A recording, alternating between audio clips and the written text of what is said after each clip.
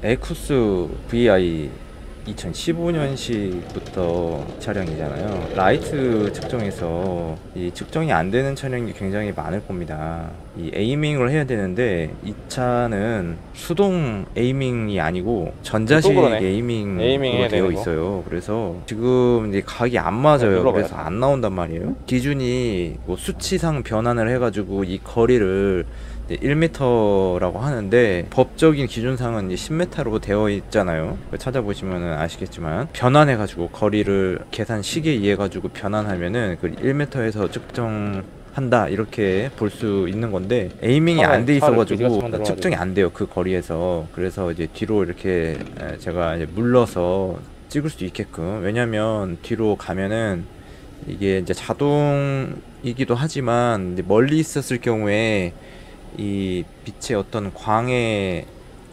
시작되는 그 점이 위로 올라오게 위에서 보여요. 딴 데 가서 어차피 그냥 하는데 멀리 있는 차를 좀 빛이 뒤로 넓게 이제 넣어보세요. 보이는 거죠. 그렇기 때문에 여기서도 측정이 가능하기 때문에 이렇게 측정을 하고 있거든요.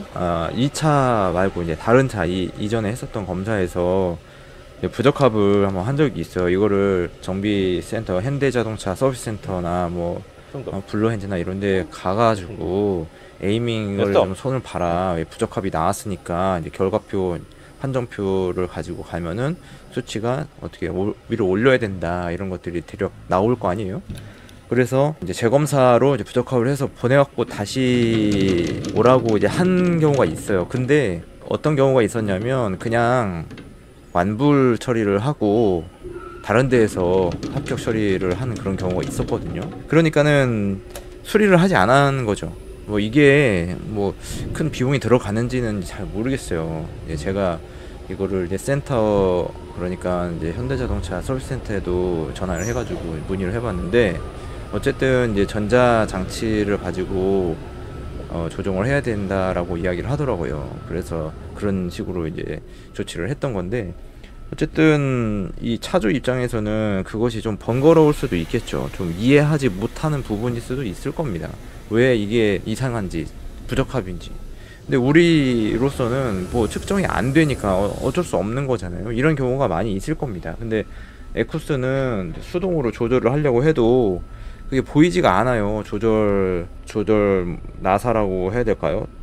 조절 볼트 뭐 이런 것들이 보이지가 않기 때문에 어떻게 조정을 할 수가 없단 말이에요. LED로 되어 있는 타입 같은 경우에 뭐 그거밖에 없죠. 근데 이 패단을 좀 다 알고 있어요, 저도. 근데 이 차 가지고 검사 측정을 하긴 했는데 다른 검사소에서는 아마도 다른 차로 전조등을 측정을 할 거라고 그렇게 이제 보고 있습니다.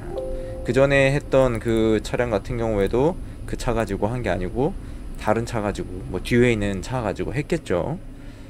그런 경우가 되게 많아요. 검사소에서 이제 하다 보면은 다른 차를 가지고 검사하는 경우가 종종 있는데 아마 뭐 지금도 그렇게 어디선가 하고 있을 겁니다. 이거를 무작정 부적합하기에도 좀 애매하고 그런 부분들이 좀 어렵잖아요. 원칙대로 하자고 해서 이거 좀 수리 좀 해오라고 하면은 고객이 막 따진단 말이에요. 뭐 이상이 없는데 왜 이상이 있냐고, 이런 식으로. 그러니까 이게 의견 차이를 좁힐 수가 없기 때문에 참 어려운 부분입니다. 이런 부분들이 교통안전공단에서는 어떻게 처리를 하는지는 모르겠어요. 그들도 아마 뭐 그렇게 이렇게 넘어가는 경우가 있지 않을까, 그런 거를 또 생각을 해봅니다. 이제 전조등 측정할 때도 그냥 사람이 부족하니까 여기서는, 그래서 미리 멀리서 어차피 10m라고 나와 있으니까 멀리서 이제 측정을 하려고 하는데 여기 다른 검사원은 그걸 원하지 않는 것 같아요. 그래서 대놓고 측정을 해라, 뭐 그런 뜻인 것 같습니다. 저는 멀리서 그냥 다 해버리면은 그 시간을 절약할 수가 있잖아요. 그래서 그렇게 하는 거였는데 이 하향등으로 바뀌면서, 하향등은 각이 상향으로 올라가는 게 아니고 중심선에서 진폭이 하향으로 아래로 진폭이 형성이 되기 때문에 멀리서 측정을 해도 그 값이 충분히 나오거든요. 측정기로 측정할 수 있는 최대값이 측정이 되는 거죠.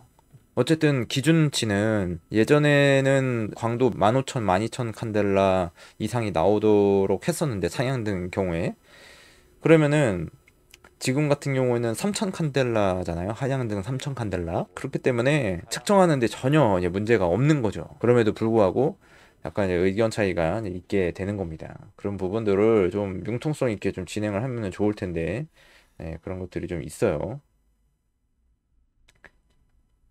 아무튼 그 전조등을 다른 차량으로 검사를 하는 거, 나도 편하지만 뭐 고객도 편할 수 있다. 그래서 이제 하는 건데, 그러려면은 사실은 좀 일관성 있게 전조등은 안 들어오는 거 말고는 다 합격이 나와야 되는 거지 않겠습니까? 근데 광도가 안 나오는 거 가지고 이제 부적합을 또 하면은 그렇잖아요. 요즘에 뭐 오래된 차량 같은 경우에는 황변이 일어나가지고 광도가 안 나온 차량도 좀 있거든요. 근데 그런 것도 뭐 해줘야 될까요? 해줘야 되는 데도 있는데 좀 수리를 해와라. 이게 좀 딜레마예요, 진짜. 너무 오래된 차량이잖아요. 그 황변이 생긴 것들은.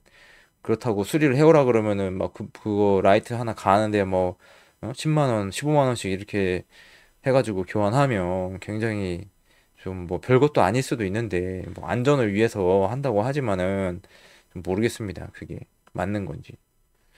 거기에 이제 딜레마가 있어요. 그냥 다른 차 가지고 합격시키면은 합격시킬 수 있는 건데 어떤 거는 에쿠스는 합격시켜주고 모닝은 부적합시키고 이런 기준이 좀 모호하다. 그거는 이제 검사원만이 그렇게 할 수 있는 거잖아요. 그 권한이 있고 나만 아는 거니까. 고객은 모르잖아요. 에쿠스 고객이 합격해서 나갔는지 부적합 차량인데 합격해서 나가는지를 모닝 차주가 모르니까 그런 부분이 좀 양심에 맡기는 그런 일이 될 것 같습니다. 여기까지 할게요. 검사. 다음 시간에 다른 검사로 또 뵙겠습니다. 감사합니다.